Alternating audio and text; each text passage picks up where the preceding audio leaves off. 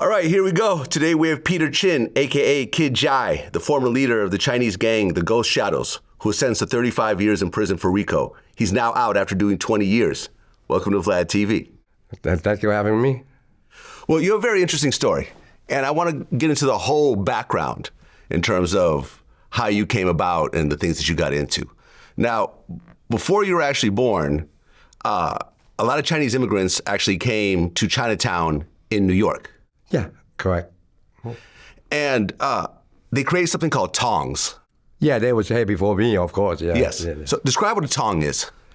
Well, a tong actually is that, they're actually supposed to help their own community, people, especially where see, in China, they had a lot of different provinces, right? So the family name itself basically tell you which province that you came from.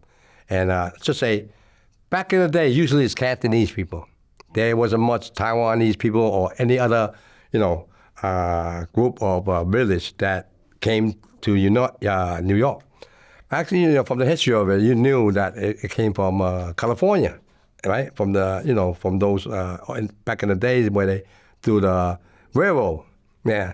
So when the earthquake in San Francisco happened in 18 something, I forgot. But anyway, from there on, they spread out. They move out, and some of them wind up in New York Chinatown. So they created those tongs. Those tongs actually supposedly helping the people from their own province, right? Like the Hip Sing, they always wind up with a last name Ng. In New York, the On Tong usually wind up with the name of Chan or Chin, right? So like they basically, if you wind up with that last name, it basically that you're from the same village back in the home, right? So like they usually help them like financially or whatever, like even problems they have. Yeah, that's how actually Tong was created. It wasn't created for like for the gangster types and stuff like that. No, it actually helping their own people. Yeah, because back then they was worried about American people than their own people. Yeah. Right, but over time the tongs became criminal organizations as well. Yes. Yeah. Yeah. Okay, so in 1906, there was this huge earthquake in San Francisco. Oh, and Chinatown and San Francisco got wiped out, so a lot of the Chinese went to New York. Yeah. And then in 1965, they switched around the Immigration Act, so a lot of Chinese people were able to come to America. Right. So New York Chinatown began to really swell and grow bigger. Correct, yeah. Now, you yourself, you were actually born in Hong Kong. Correct, yeah. And how old were you when you came over? 8 years old. 8. Okay. And your original name was Chin Chit Chui? Yeah, that's my Chinese American name. Yeah. So when I go to school, a lady upstairs from where I first immigrated here, living with my family, the lady upstairs just gave us out of the hat, hey, you take Peter, you take Nancy, you take Mary, all my sisters, they give a name, that's it, to go to school. Yeah. So it's more easier for them to pronounce, the school teacher or something like that, yeah. So that's how I got there. So you became Peter Chin. Yeah, I never liked it in my name, as a matter of fact. Okay. Now, your dad was not around initially. Well, he was never around when I was born. I never knew I had a dad, or I never knew his name, never see him before in my life until I came here the first day, yes. Okay, and you met him around 8 years old? Yeah, when I first landed. So how many kids were in the family? With my sister, 5, 6, including me. I'm the only son, 6. Okay, 5 sisters, 1 brother. Yeah. 6 kids. And your dad, you met him at 8 years old, but he wasn't really around that much. No, because he was working out of state, out of New York, which is maybe in New Jersey somewhere, because he only come home once a day. I mean, once a week, once a week. Okay, so how was your mom really getting by with that many kids, being essentially a single mom? Well, she had a hard time, a tough time. This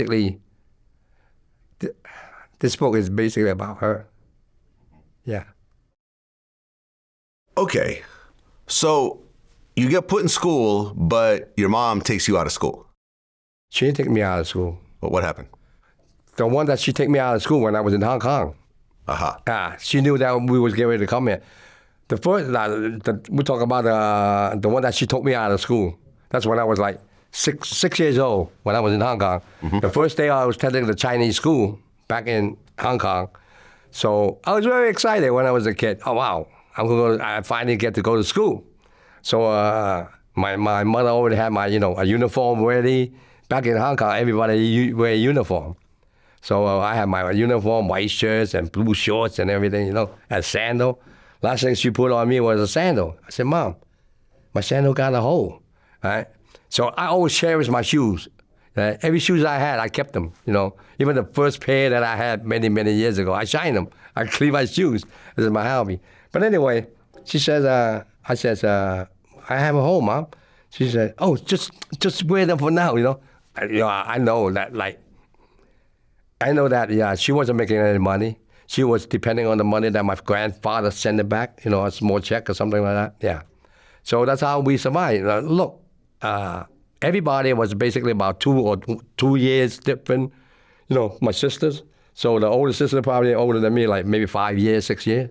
So she has a handful. So all she could do is while at the same time, my father left. From what I heard, he went to Brazil, right? That's why I never saw him. The day I was born, I opened my eye and never saw him. So I didn't knew I had a father. I didn't know what a father was. I was very naive, another word. I never seen the world. I never seen it. Okay, so you start attending school, but there is 2 large Chinatown gangs that were around the school. Yeah, okay. The Black Eagles and the White Eagles. Yes. Okay. That's how my mother took me out of school. That incident. Right. Yeah. Right. So we was in Hong Kong. So my mother, come on, just wear that shoes. And we ran out of time. So took me to school, left me there. She went back home. She go pick me up after school. Not even within a half hour, this thing happened where we had to line up in school, right? In Chinese school, you had to sing the anthem of the school or whatever. So we was doing the singing. A big kid behind me, taller you goes. You go to the back. So that way you don't block the other one, right? So the teacher lined up 2 of them, 2 one for the boy, 1 for the girl. So I lined up, the dude behind me was a lot bigger, taller than me. And all of a sudden, he pushed me. He's like, for fun or something. Or everybody was singing that anthem. So he pushed me, I fell. Now, it's like domino effect, right? I fell all the way to the end. And the teacher was standing in front. So while that happened, I jumped up. I knew he pushed me, so I turned around. I hit him so hard I can, right? So the teacher saw me hit him, but didn't see him do anything. So he said, yo, Chin, come here. So I went to the front. I don't know where I was going. Grabbed my hand, and then took me to the principal room where they had, back then, in Hong Kong, they could whack you. I mean, not they could hit you with a stick or anything. Nothing you could do. There's no rule back in the days that like United States, you can't hit a child, right? So there's all kind of different sizes of whip, over the plexiglass. Took one out, went in between them, whacked me 5 times. By the 3rd time, I was screaming and crying. I just took my hand off her and ran back home. I was crying. I keep crying, ran back home, and my mom saw me with full of tears and said, son, why are you crying? My mother actually knew me. I'm not that type of person that I'm violent or make troublemaker. Even my sister. If you told her, you asked her, how my brother, how's my brother, what kind of person he is? He's a scaredy shit, I was like that, So now you were talking about I'm 8 years old, so I cried. I wasn't 8, I was 6 or 7. I was crying. So my mother said, what happened? I told her the story. She grabbed my hand, my arm, let's go. I didn't want to go back. I was thinking about a whip, right? No, I don't want to. So I tried to put a big brake on my feet, and she just pulled me. So she went back to the principal and said, listen. She told her the story. Why, if you're going to punish my son, how come the other guy don't get punished? She said, I didn't see nothing. I just saw him hitting him, right? Then my mother said, no, my son's not going to attend this school no more. Because she already knew that, we was waiting for the paperwork to come to the United States. So I never attended school. I was very happy when she said, oh, wow, now I don't have to go to school now. I don't need to get whipped. So I hang around for, next thing I know, maybe 2 years before we got entry coming in. That. Okay, so you come to America. Yes. And you start to attend school. Yeah. But there are gangs Oh, they already, yeah. Black Eagle, White Eagle was existing already. Right. You And they heard a try lot to of it. recruit you into the gang. Huh? Well, and they try to recruit you into the gang. Yes, they did. Initially, it didn't work, No. but you got beat up a lot. I didn't get beat up from them a lot, no, in school. Oh, No. okay. No, I didn't get- There was a part in the book where they basically They made beat you. up my friend. They churn out your pockets when they were finding things. So But they, I'm pretty sure it was them, but I'm not sure what they in with the gang. Because where I got beat up on March Street, that's what later on we took over. It was always the Black and White Eagle had that territory. So I figured it was one of them. Yeah. okay, so at one point, around 13 years old, you actually ran away from home Yeah. with Yeah. $5. Yes. Correct. Because I guess your father had hit your sister with a frying pan. Yeah, he hits me first. Cause like he hit me with a belt. As soon as I walked in, we came in with our mother that night. And being that it's already 10 o'clock, right? My mother works really hard. She worked like 16, 18, 20 hours a day those days, right? And she worked in a factory. And the last department of the factory where you put all the clothing together, all the plastic bag together, all the belt, and ship them out, right? Put them on the rack and ship them out. That's she in the last department. So she, by herself, she can't do it. Usually is that my sister helped them. When I got a little bit older, I always told my mother when I was like maybe 11, my mother said, no, you can't help me now. You're too young, right? So but one day I didn't really care. I just went up there and helped her. And then she seemed like to like it because I'm pretty fast hand with everything with my other sister. So all my sister was helping my mother.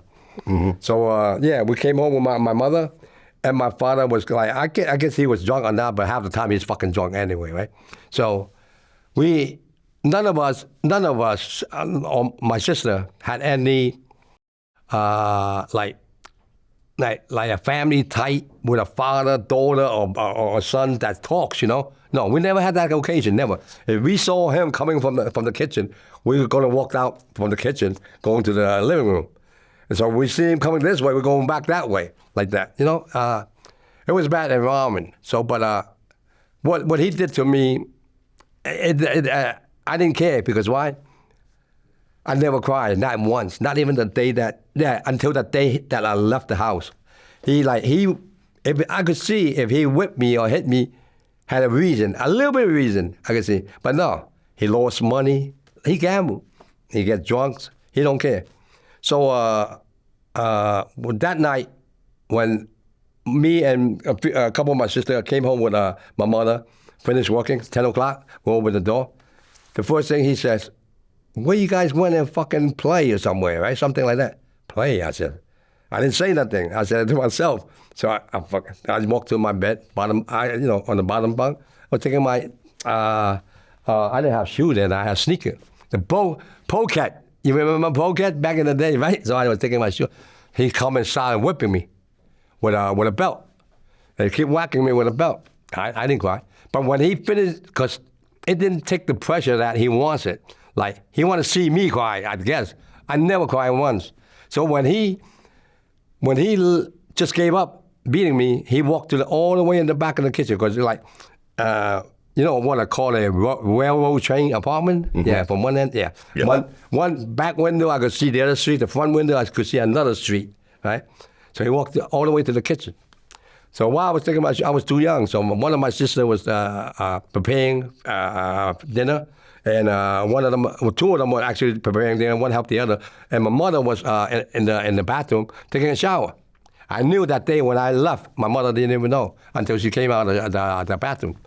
So he took this pan out of he walked inside and took the pan out of one of my sister's hand, and while he was walking down, I wanted to peek, what the fuck he's doing now, right, to me? I said, what's he trying to do now? Okay, he took the pan and whacked my sister in the head, right? And it had a big noise or a whang or something, right?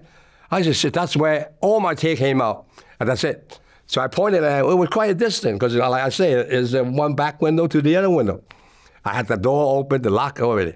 So I was cursing at him with all kind of name that is imaginable. So saying that to him, I couldn't even cough in front of him. So now saying shit like that, I knew that was then. But I couldn't take it no more. When he put that pan, whacked my sister on the head. So This is what he said to me in the last thing, okay? This last one he says to me. I will see how you fight. He was chasing after me now with the knife. And I cursing. The first thing when I cursed, he was running after me with a knife. So I was by the door. I have enough time to say what I hear what he said and tell him what I'm going to do. He says, see how you're going to fucking survive on the street, you fucking idiot, something like that. So I said, I push up my two arm and show my two hands. This is how I'm going to survive. I didn't have no idea. I didn't know I could survive. I went downstairs. That's when reality hit me. Right in the front, the entrance door. I said, shit, where am I going to go? There's only two people I know in school. That was it. I said, I got no friend. I never seen the world before. I never went out and paid a check. Man, I was very, very, you know how a mother bird gave a chick the first day he was born? Same thing, just like that. So couldn't even fly. Forget about. Can't even walk. Yeah. So that's how I was. I was lost. I was lost.